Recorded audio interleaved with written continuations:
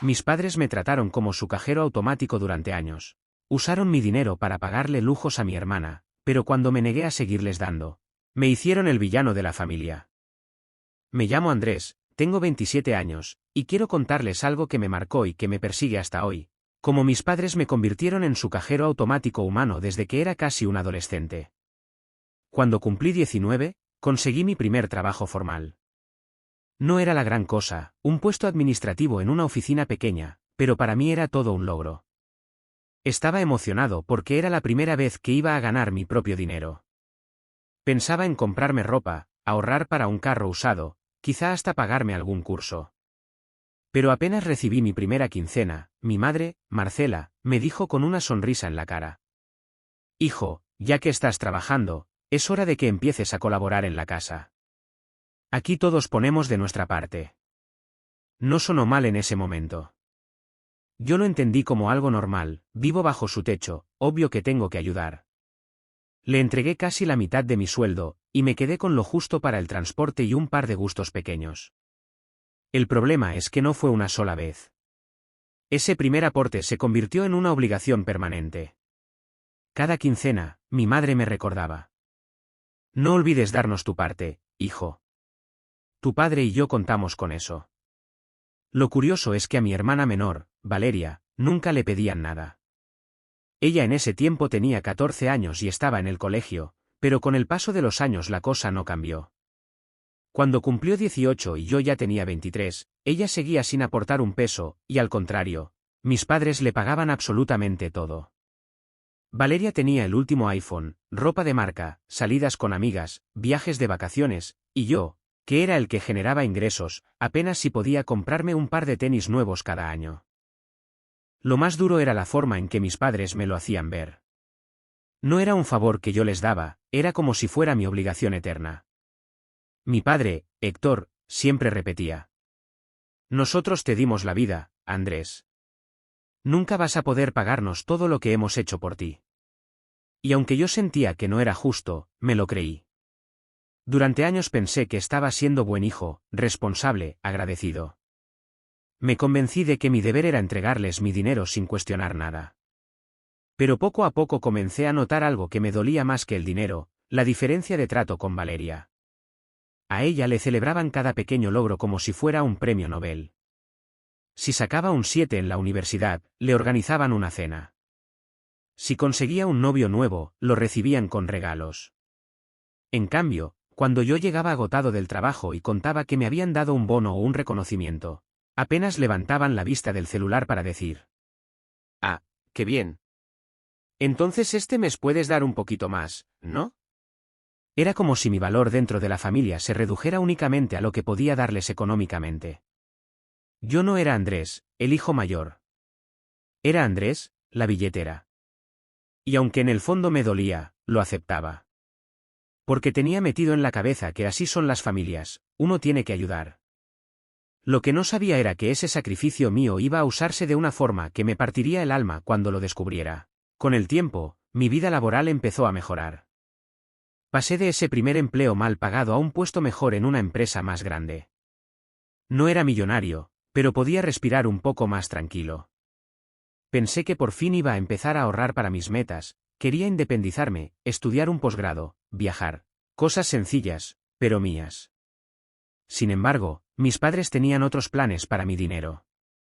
La primera vez que intenté quedarme con más parte de mi sueldo, mi madre, Marcela, me dijo con ese tono dulce que solo usaba para manipular: «Andrés, ¿y la ayuda de este mes? Ya sabes que sin eso no salimos adelante». Yo traté de explicarle: «Mamá, es que quiero ahorrar para irme de viaje un fin de semana, no me voy a gastar todo, pero esta vez, ¿puedo darles un poco menos?». Ella me miró como si le hubiera faltado al respeto, y soltó: «¿Un viaje, en serio? ¿Cómo puedes pensar en lujos mientras tu familia tiene necesidades? ¡Qué desconsiderado!». Ese viaje era a un pueblito cercano, nada ostentoso. Pero en su cabeza, todo lo que no fuera entregarles dinero era egoísmo. Con los años, la situación empeoró. Ya no era ayudar en casa, era sostenerlos completamente. Si la factura de la luz llegaba alta, yo tenía que pagarla. Si el carro de mi papá necesitaba arreglo, era yo quien debía cubrirlo.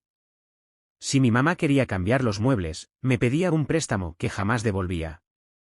Todo lo que entraba en mi cuenta bancaria era automáticamente de ellos. Lo más doloroso era la diferencia con mi hermana Valeria. A ella nunca le pedían nada. Al contrario, le daban todo. Cuando entró a la universidad privada, mis padres me dijeron con orgullo: Valeria no puede preocuparse por dinero, su único deber es estudiar y disfrutar su juventud. ¿Y yo? Yo llevaba años trabajando sin descanso, sin ahorrar un peso, y escuchando que mi deber era ser responsable, mientras Valeria recibía hasta un carro nuevo para moverse a la universidad. Recuerdo un episodio que me marcó mucho. Un día llegué a la casa con unos tenis que me había comprado con lo que me quedaba de la quincena. Eran sencillos, nada de marca costosa. Cuando me los vio puestos, mi papá, Héctor, me dijo con seriedad: ¿Y esos, de dónde sacaste dinero para eso? Mejor hubieras guardado esa plata para la casa. Mientras tanto, Valeria llegaba con bolsas de ropa de marca y nadie le decía absolutamente nada. Al contrario, mi madre la miraba orgullosa y le decía: «Te ves divina, hija. Te lo mereces, trabajas tan duro en tus estudios». Yo en ese momento me sentí invisible. Mi esfuerzo jamás se reconocía, solo se daba por hecho que debía entregar todo lo que ganaba. Lo peor de todo era cómo justificaban esa injusticia. Una noche, mientras discutía con mi madre sobre el dinero, me dijo con total seriedad: «Andrés, entiende de una vez, tú eres el responsable de esta familia. Valeria es diferente, ella es delicada, necesita que la cuidemos. Tú, en cambio, naciste para sostenernos.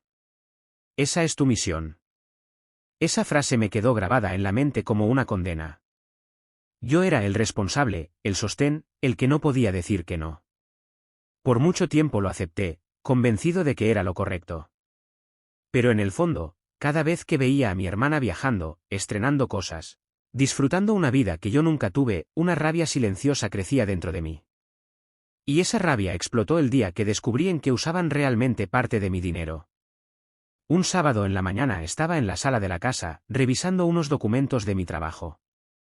Encima de la mesa encontré un sobre abierto con varios recibos. Me llamó la atención uno en particular, tenía el logo de una agencia de viajes.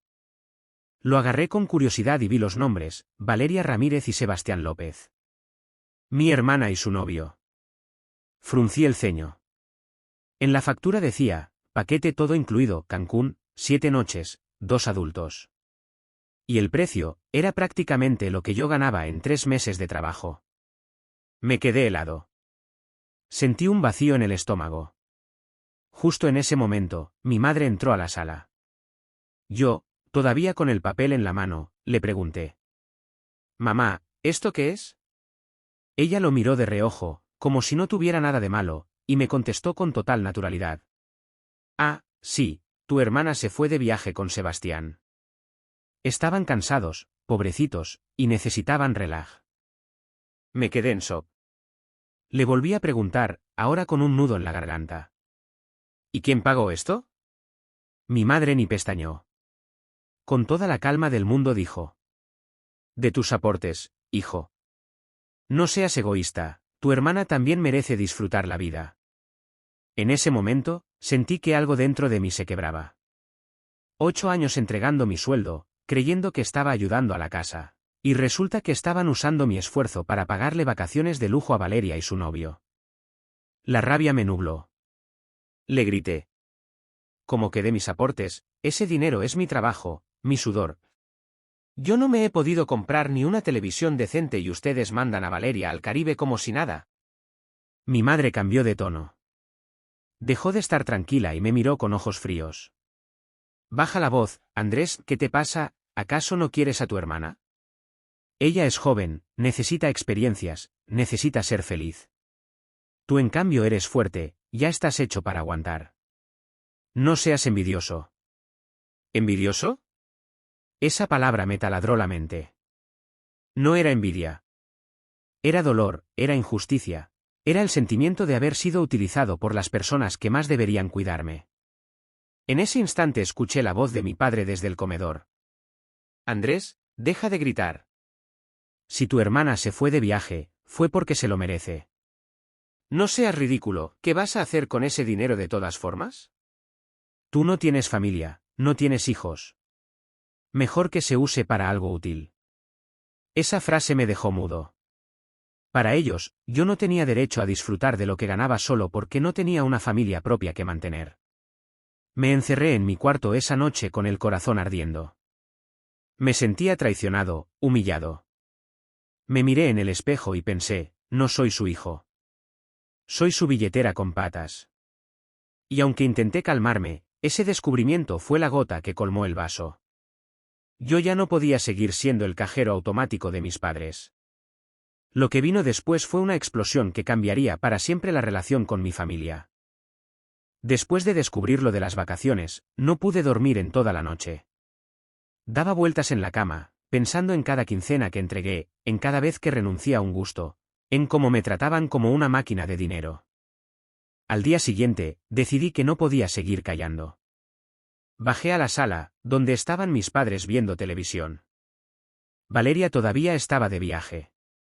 Tenía que sacar todo lo que llevaba dentro. Me paré frente a ellos y dije con voz temblorosa, pero firme. Necesito hablar con ustedes ya. Mi madre, Marcela, ni siquiera me miró, solo contestó. ¿Y ahora qué pasa, Andrés? ¿Por qué esa cara? Saqué el recibo de la agencia de viajes que había guardado y lo puse sobre la mesa. ¿Cómo es posible que usaran mi dinero para mandar a Valeria y a su novio de vacaciones? ¿Qué clase de burla es esta? Mi padre, Héctor, frunció el ceño y dijo con calma irritante. No es ninguna burla. Fue una decisión que tomamos por el bien de tu hermana. Ella se lo merece. Yo exploté. Y yo no me merezco nada, trabajo como un animal desde los 19 años. Entrego la mitad de mi sueldo cada mes, y ni una sola vez me he dado un lujo, ni un viaje, ni un carro, ni nada. ¿Por qué tengo que financiar la vida perfecta de Valeria?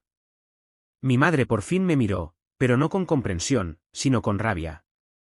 Porque tú eres el responsable de esta familia, porque si no fuera por nosotros no serías nada. No puedes echarnos en cara que te pedimos apoyo, cuando lo único que hacemos es darte un hogar. Me quedé helado. ¿Hogar? Ese hogar era una cárcel emocional. Traté de calmarme, pero mi voz se quebraba de la impotencia. No soy su esclavo, mamá. No soy su cajero automático, soy su hijo. Y nunca me han tratado como tal. Mi padre golpeó la mesa con fuerza y gritó. Basta, no vuelvas a decir esas tonterías. Si te sacrificas es porque así debe ser. Tu hermana es frágil, necesita que la cuidemos. Tú en cambio eres fuerte, es tu deber mantenernos. Esa palabra otra vez, deber. Como si hubiera nacido para eso. Me acerqué y les dije con lágrimas en los ojos. No, mi deber era estudiar, tener una vida propia, crecer como persona, y ustedes me lo robaron. Ustedes me convirtieron en un proveedor, en un sostén, y nunca en un hijo, se acabó. Mi madre se puso de pie, roja de la ira, y me gritó. Eres un desagradecido, nos usaste mientras quisiste y ahora nos das la espalda, no quiero volver a hablar contigo. En ese momento, supe que algo se había roto para siempre. No había marcha atrás. Me encerré en mi cuarto, temblando, escuchando cómo mis padres murmuraban cosas como, no puede ser que Andrés nos haga esto y cómo vamos a salir adelante sin él. Por primera vez en años, en lugar de sentir culpa, sentí claridad. Si quería recuperar mi vida, tenía que cortar de raíz. Después de aquella discusión brutal, la casa se volvió un campo de batalla silencioso. Mi madre, Marcela, me dejó de hablar por completo. Caminaba frente a mí como si yo no existiera, y cuando tenía que dirigirse a mí, lo hacía con frases cortantes como, ahí está tu comida o cierra la puerta cuando salgas. Mi padre, Héctor, intentaba mantener la paz, pero en realidad solo repetía el mismo discurso de siempre. Andrés, recapacita. Tu madre está sufriendo por tu egoísmo, ¿de verdad vas a abandonarnos después de tantos años de sacrificio? ¿Qué va a ser de tu hermana? Yo ya estaba agotado. Cada palabra era un cuchillo más en la espalda. Sabía que si seguía ahí, me iban a seguir exprimiendo. Así que tomé una decisión, me iba a ir de la casa. Busqué opciones en silencio durante semanas, hasta que un amigo del trabajo, Luis, Me ofreció un cuarto en su apartamento. No era lujoso, pero era un espacio mío, donde nadie me pediría dinero cada 2 días. La noche que lo anuncié, la reacción fue inmediata. Me voy a mudar con un amigo. Ya no puedo más, necesito mi propio espacio. El silencio duró unos segundos. Después, mi madre me miró con los ojos llenos de rabia y soltó un grito que me hizo temblar. Sabía que ibas a abandonarnos, nos vas a dejar tirados después de todo lo que hicimos por ti. Mi padre se levantó de golpe de la silla y dijo con voz grave. Si cruzas esa puerta, Andrés, no vuelvas a pedirnos nada. Estás solo. Yo me reí con amargura. ¿Pedirles, a ustedes? Si llevo 8 años dándoles todo lo que gano. Si alguien ha estado solo en esta familia, he sido yo. Me fui a mi cuarto, empaqué lo poco que tenía, ropa, mis documentos, y una laptop vieja. Cada cosa que guardaba en la maleta me hacía sentir más ligero, pero al mismo tiempo, con una tristeza inmensa. El día de la mudanza, mi madre ni siquiera salió a despedirse. Se encerró en su habitación y dejó la puerta cerrada con llave.